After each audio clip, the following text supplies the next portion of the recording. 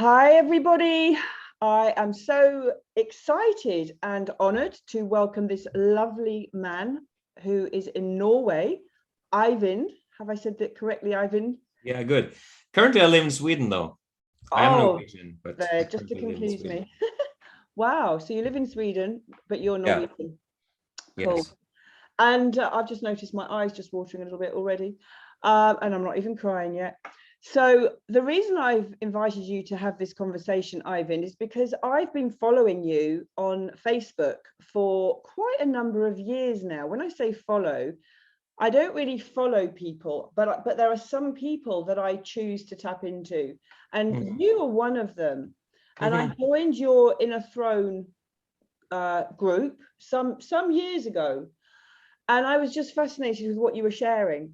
And for me, having been on this journey to, brought up in this world that we're in, and losing my husband at a very early age, bringing up two boys, remarrying, going through divorce 12 years later, and going through relationships, for the last 10 years, I have pretty much been single, just turned 60. So for the whole of my 50s, I was traveling to Bali every winter, and I started to explore the goddess, whatever that means. And I wrote a book, and I started to discover what it meant, what femininity was, what the divine feminine was, and started looking at the different archetypes. And it's been such a powerful journey for me. And so I'm just curious, first of all, I guess, to ask you, what was your introduction into men's work? I think it was the gateway was my own personal struggle, suffering, really. I came into my 20s feeling very unclear on who I was. And I didn't know at the time, but my confusion related to a feeling of not having been mentored by elder men about what it means to be a man, about what the masculine is, what the feminine is. Yeah. And being raised in an academic family, I knew a lot up here, but I didn't really have an embodied understanding of what it meant to be me in the world. And so I was very depressed. I was suffering, and I had oncoming psychological challenges, I'd say, because I didn't have a pathway from my instinctual emotional self and my intellectual self, and my self-conception. So I was very, very confused and very scared of what lived inside of me. And so I went into spirituality. I dabbled with the idea that I was going to become an enlightened person. That's a stage, I think. And I was very serious about it. I'm sure many of your listeners, watchers, have been similar places. And then realizing at the end of my 20s that, sorry, I see that I have Telegram active here. Let me just That's okay. ensure that. Telegram's a bugger. It sort of jumps up and tells you people. Yeah, I just wants attention. So it was towards the end of my 20s that I had like the realization that I was searching for a masculine identity, and that the spirituality was really just a balm or a band-aid on the wound. Yeah. That could never heal it, because I was applying medicine that was designed for a very different problem. So it was just a hard facing the truth of my life, that I'm nowhere near where I want to be. I don't know shit about how to be with women, even though I've done all of this meditation, and I'm not having sex. I don't have a girlfriend, and was just a realization that I was, in my own humble view at that point, I was a failure in terms of where I wanted to be. And so that was very humbling, as somebody who had been nurturing images of enlightenment for years. And of course, as all spiritual bypassers do, feeling quite special in some way. Now, my spiritual practice gave me many gifts for sure, but there was an element of bypass as well. So it was through that process of a gradual humbling and self-awareness about the kinds of wounds that I'd been running away from that I finally found men's work at the end of my 20s. So I've been involved in this for 15 years. But it was only then that I started to feel that I had some kind of medicine that actually was designed for the wound or for the malady. And so there wasn't turning back then. Had you gone into any of the sort of authentic relating sort of work, the circle work, or did you just kind of dive straight in from the spiritual world?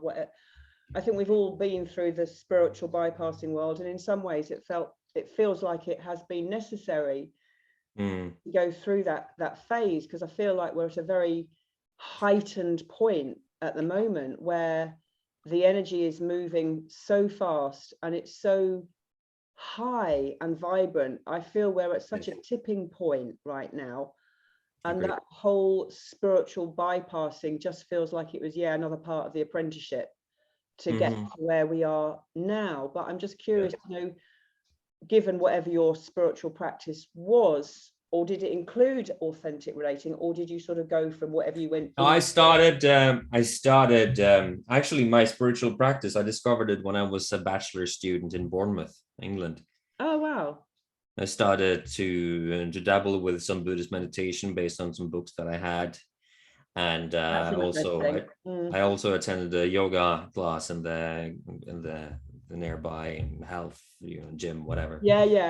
And so that was where I had my first retreat. That was in England. But when I came back, was that? How was that? Like, because I teach yoga for so long, and I've got a number of clients who have practiced Buddhist meditation for 20 years, and yet they come to a heart circle and they go, oh my God, that's what presence is. Yeah. Well, it's just one dimension of the totality of practice, it's like sure. There is the spiritual dimension with the introspection, and just becoming clear light consciousness, but you can't really translate that very easily to the relational context. And so a lot of people, myself included at that time, I had a lot of mastery over my consciousness, so I could do things with my consciousness back then that I can't really do now because I don't meditate nearly as much. But whenever I went into a relational context, I got scared because I hadn't practiced that. So it was Tibetan Buddhism then until for many years. And then I did a lot of men's work in Norway. I had a little period with Mankind Project. And was that your sort of introduction? No, it wasn't my introduction, but it was something that came up on my radar as a result of me writing for a website called masculinitomoves.com. And I had, or that was my website. That was where I dabbled with my ideas around archetypal theory and masculinity in the movies and, the myths and that kind of a thing. And there were quite a few men from the Mankind Project world that gravitated towards reading those articles. And that's how I discovered it. And the authentic relating work, I've done quite a bit of that. Actually, I was part of the original crew that brought that whole thing over to Europe. I was trying to work out if I've actually met you on a circle because I've been to Holland and a few of those places. That sounds really I don't know. I don't think so. Maybe not. Okay, because I met quite a few Dutch people, and I was in various countries studying, and actually walked away from it interestingly, because it felt very, very much in the kind of, I don't like that word toxic masculine, but it felt very unbalanced for me. And it's interesting. I think what's drawn me to your work is your ability to be so incredibly you know, articulate, and, you know, you've got an amazing vocabulary range of articulating what it is you're saying, and yet it's clear it's coming through the heart, everything that you're speaking. And I've spent so much time here I'm just outside of London, sort of looking for men to do some men's work, to send men to. And I'm just so curious at the moment in this kind of, it's almost like this divide happening within the sort of divine masculine and feminine communities around, you know, around the work. It feels like I'm not aware of what you're talking about. Oh, you're not aware of what I'm talking about?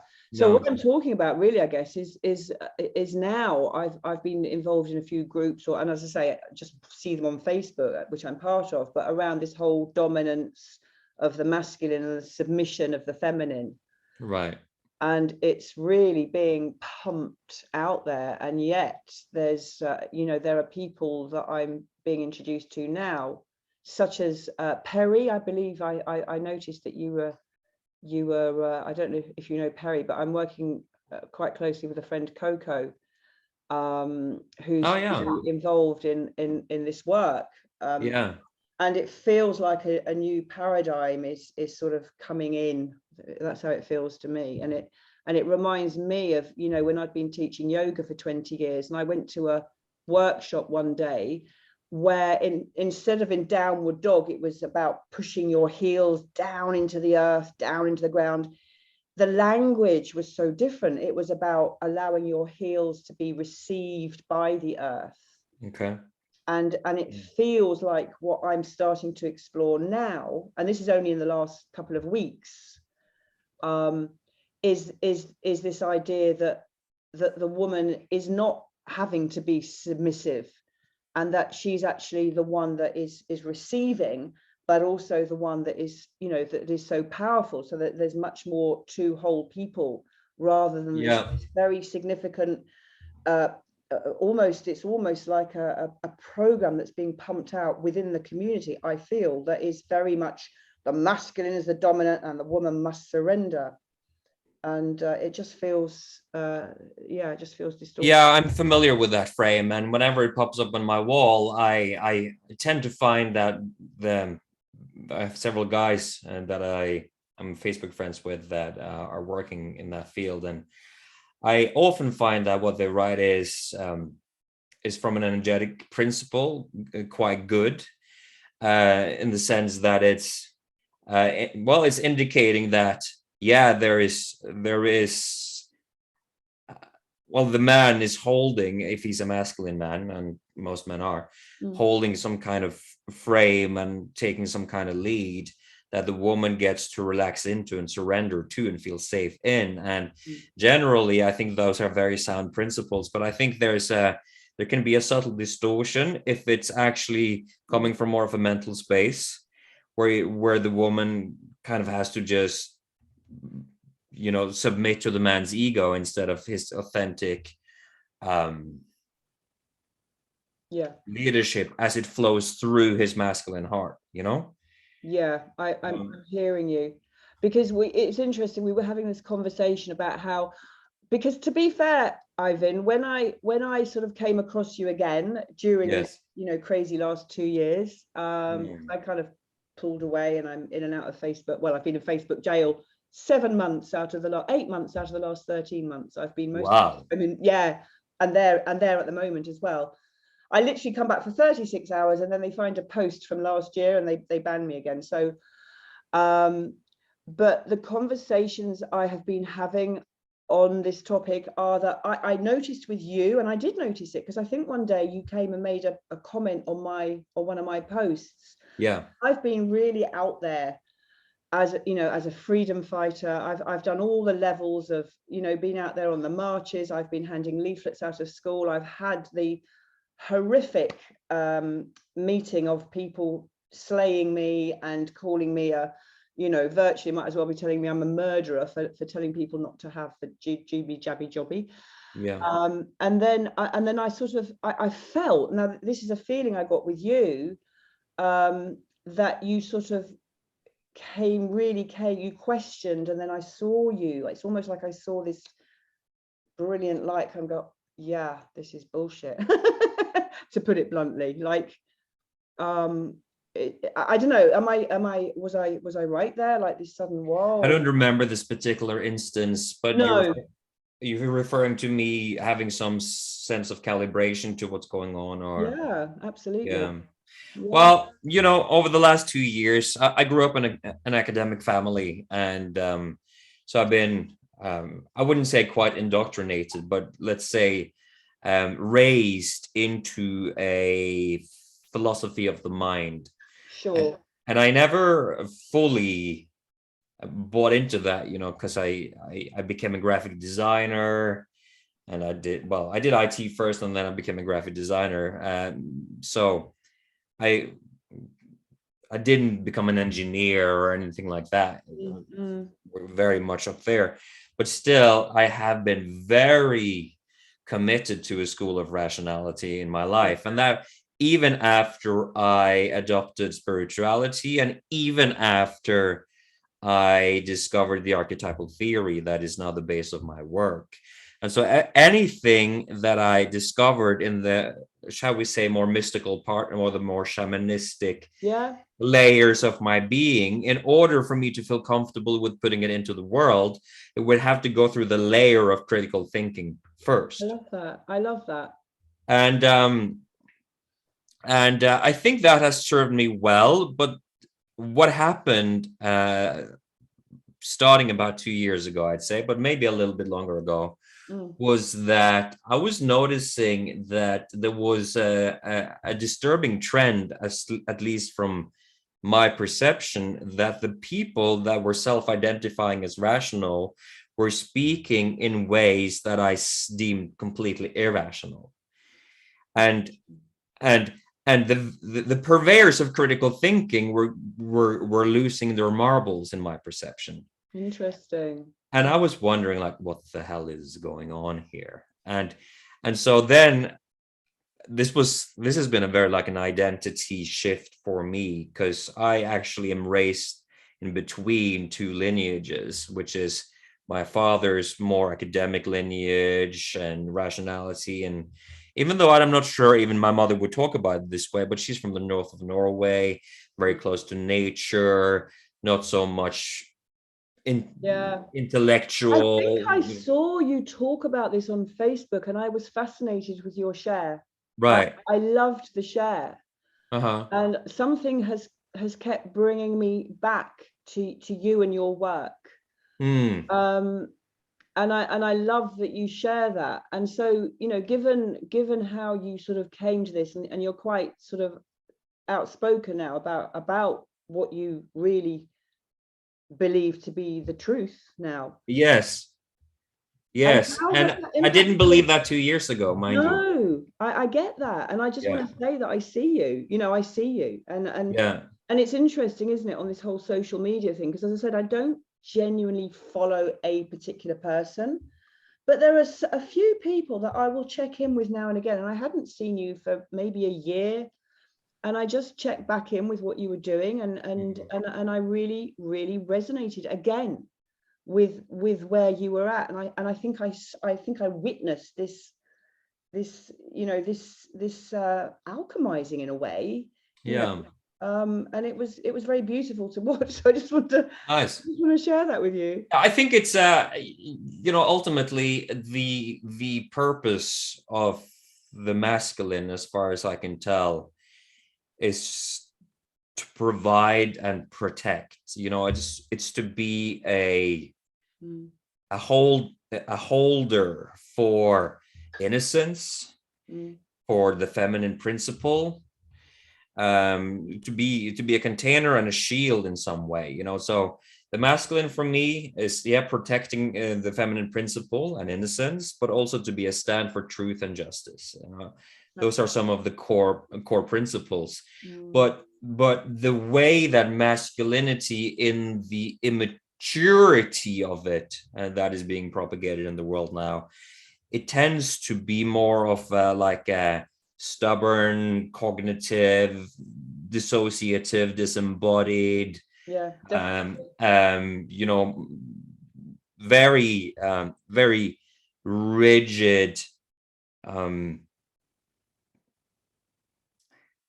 very rigid, how to put this, it's like the only thing that matters is what can be observed through the senses, and anything else is deemed irrational, which is to say that the feminine is deemed irrational. And so you cannot at that point actually embody the mature masculine, because the very thing that you are born to protect is I demonize it because I'm, you know, a lost boy, essentially, to put it. Yeah, absolutely. Yeah. Straight. And so what you'll find then is that all of these so-called rational people, and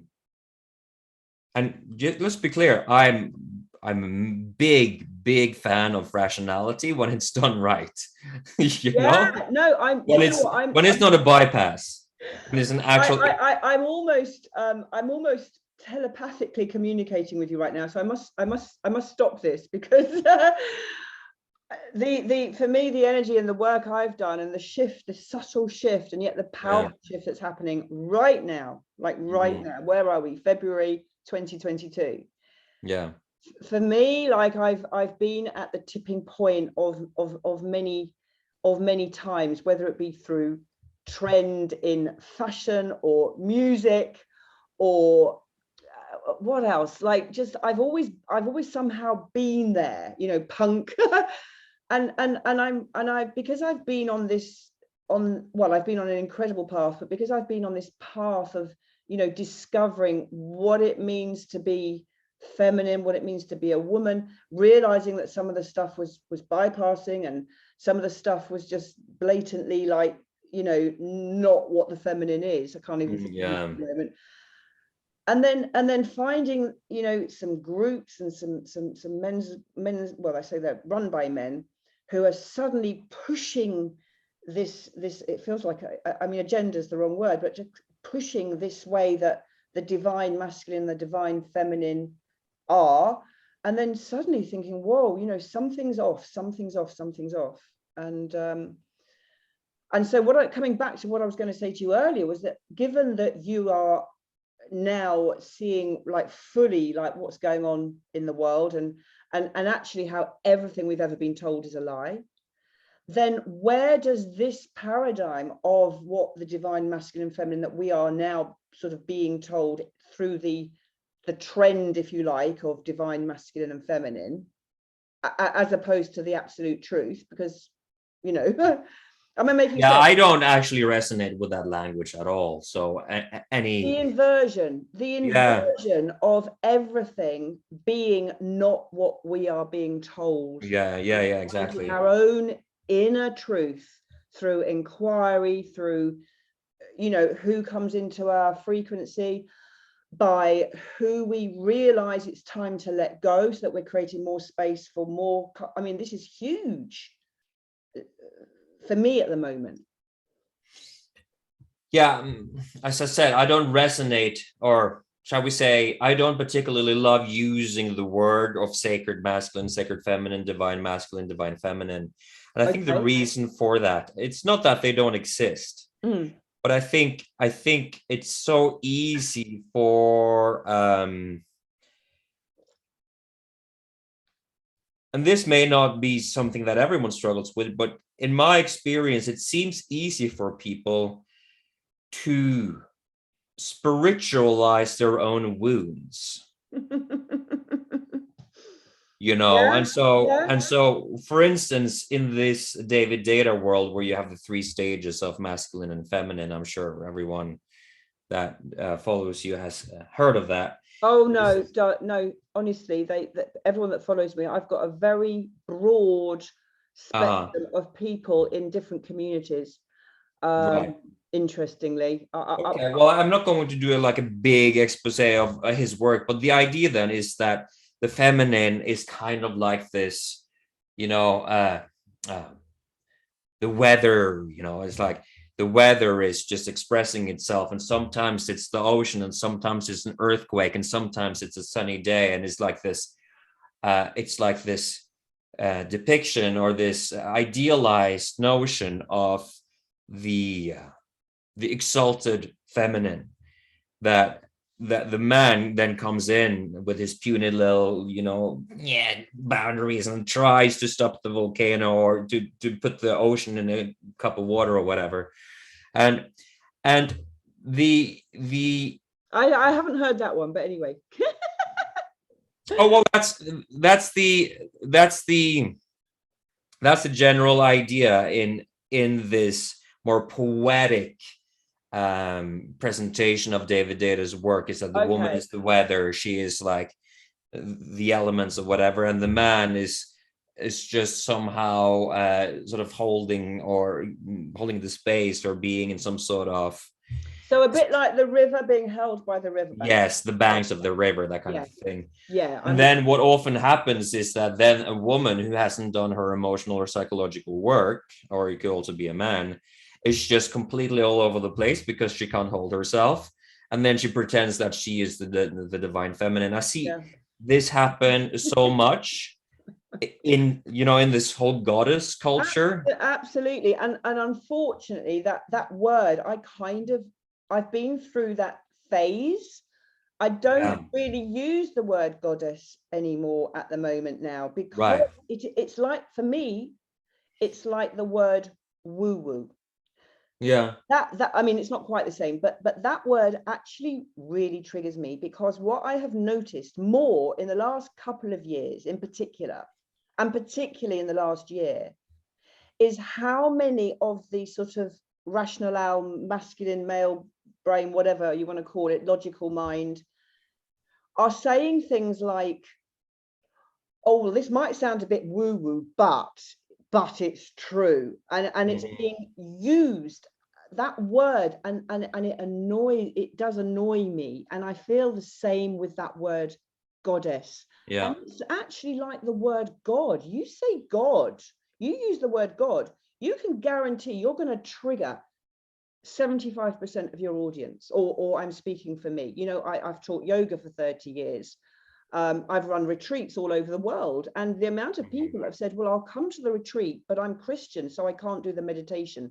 It's that kind of like programming, and I feel that's what I feel with the word goddess. So I think there's a lot of emotional, psychological, maybe baggage, but themes that get wrapped up into that. Totally. So, but yeah, I think, and to go back to where you started. Yeah. Sorry, I've gone off tangent. I must just admit that I'm not particularly interested in that conversation in general, and that what I focus on is just to get men to claim their power in a way that doesn't close their heart. Because this is the struggle that men tend to have. Either they're kind of very heart open, sensitive, wet noodles, or they're very like expressive, very powerful, posturers that have completely shut down their hearts. And this is, I guess, my version of the divine masculine, is that you said it. Yeah. But I hear what you said. Earlier. What you're saying is, to use that word is such a powerful energy that it doesn't want to be abused or misused. There's a sacredness to it. Does that resonate? The sacredness of it all. I can hold that. I can tune into that part. It's not where I would normally go with the term, but I acknowledge that, yes, there is a very real divine masculine that is all about emptiness, clear light consciousness, just being there as the witness and sort of holding the manifest world, So what if, Eivind, I'm not even referring to a particular man who has reached that, because I don't think any man has really reached that point. But what about the energy of sacredness at whatever level, whatever stage of a man's evolution he's at, but Yeah. tapped into that sacredness is what I'm referring to, rather than he's there, he's made it, he's sacred, but that he is so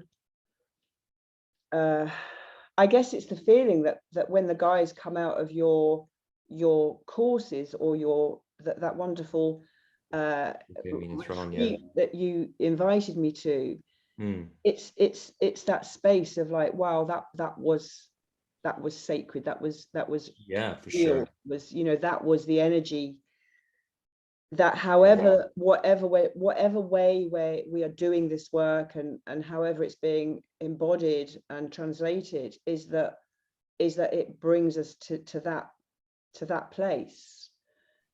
Yeah. No, for sure. I completely agree with that. And I do believe that the more we do this kind of work, the more we take on some, it will refine our vessel, you know, our Absolutely. our psyche clears up and it becomes less chaotic. Our hearts open, all of the armoring drops away. We start to get more attuned to divine guidance. We're plugging into the manifest realm and feel the planet and its rhythms. All of those things happen. Yeah. And there's something very sacred about that. And I think for me, the crux of this particular conversation around divine masculine, divine feminine, is that there is, the ego loves to latch onto things that gives it self-importance. And divinity is one of the greatest drugs in terms of self-importance, to see myself as divine. And I think that for me, and I would hold this to be true, at least in my archetypal work, I'm very clear that to be a sovereign, to be a king, to be a man who's embodying the king, it is all about servant leadership, and to be a vessel for a divine principle of sovereignty. You know, the moment the man thinks that he is the sovereign, he becomes the tyrant. Yeah. Just look at Justin Trudeau right now. Yeah. You know? Yeah.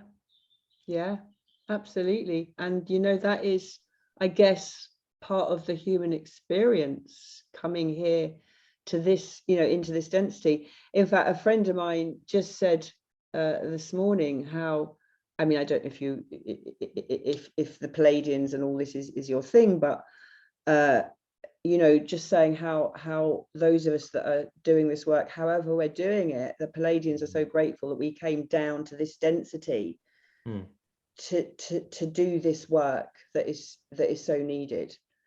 I mean, ego aside, I mean, you know, the ego is going to jump in and out, you know, and just being able to recognize when it is that, and feeling when it is something far more than who I am, and to be guided by that principle, by that energy.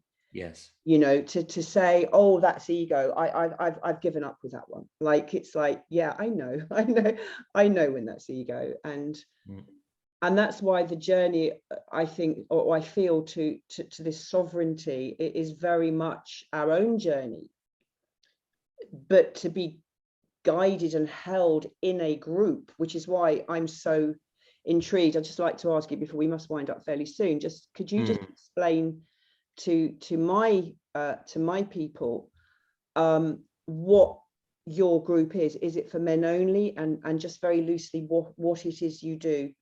I held a group here last night, a heart circle, and they're beginners in just authentic communication.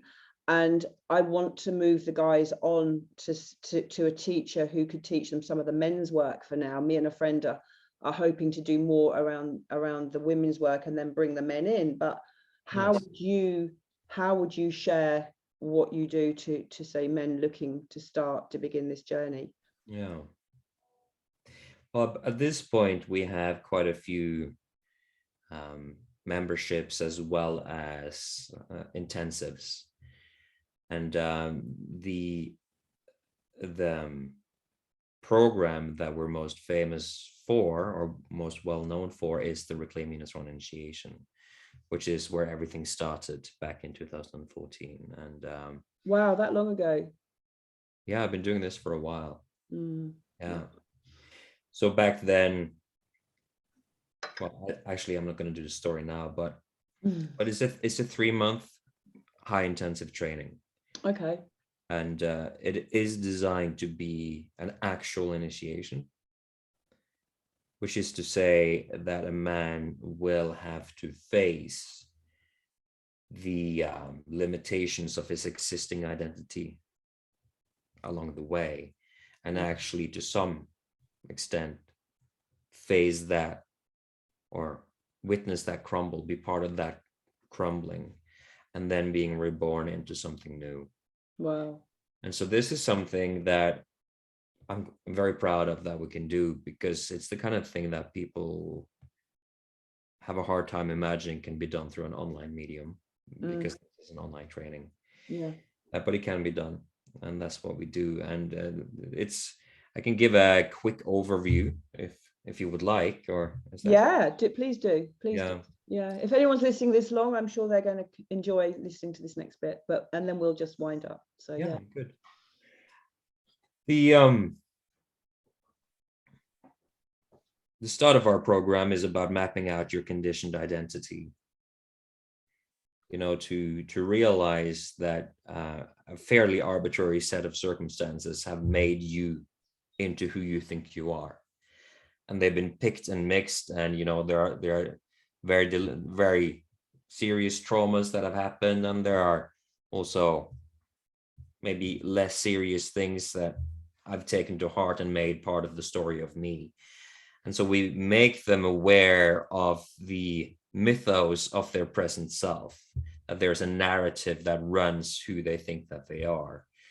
And we also show them that in order to sustain that narrative, because it's a narrative of suppression, all conditioned identities are, it's a way of suppressing the truth. Absolutely. The truth that wants to come through. And so we support them in mapping out the belief systems and the addictions and the various limiting self-sabotaging strategies that are actually keeping that identity in place. And then we take them into the underworld, and then we watch it all just drop away. And it's an intense experience for them. We work with addictions in a very hardcore way for a few weeks there, and we're working with quite deep shamanic practices of alchemy. And then we come out on the other side, and they've had now a glimpse or a full-on revelation of the kind of prison that they've lived inside of. And now there's a new possibility, there's a door opening ajar. So they're coming out of the illusions of the person that they thought that they were, and now there's a light at the end of the tunnel, so to speak. And so that's a place of great humbling, but also a source of a new kind of more humble power, where it doesn't come from trying to escape who I think, or who I deep down am, in order to sustain the conditioned identity, but there's now a genuine channel that's opened up to the deeper self. Absolutely. Right. Yeah. And so from that place, we show them how to balance the principles of love and power. So I think every man needs to do this, Eivind. Every man needs this work, and I just really honor you for being out there. I feel, I would have said this to you last year, and I know we were going to have a conversation last year. It never happened, but there's never, I've said this so many times, but there has never been a time that this work is more necessary for men and for women. and I feel like saying in particular for men, because there is women's work out there, and it's shifting and changing, but I just, applaud you deeply for the work that you're doing, and really, really honor your commitment to it. And just to finish, I did your lovely, you invited me to a workshop. It was a number of hours long. I think it was about three hours. 3 hours. And it was truly amazing. I loved it. I lapped up the work, and I thought it was wonderful. So I'd love to know when you're doing the next one. And don't have a Seeds of Sanctuary ritual planned in right now, but we're going to do it again in the future. Seeds of Sanctuary, yeah, it was very, very good. Yeah, and considering it was online as well. Cool. Yeah. Yeah, There's a lot of deep work that can happen online, but we do have a membership container where both men and women can do online rituals twice per month. Oh wow. Yeah. Well, maybe I will join that. Yeah, you're very welcome. Yeah. Oh, thank you so much for your time. Pleasure. And yeah, and I'll be back on Facebook soon, so I'll upload this to YouTube and just send it to a few people that are waiting to hear from a man who runs a men's group that I felt I resonated with. So thank you. Very good. Yeah, thank you for having me. You're welcome. Take care. See you.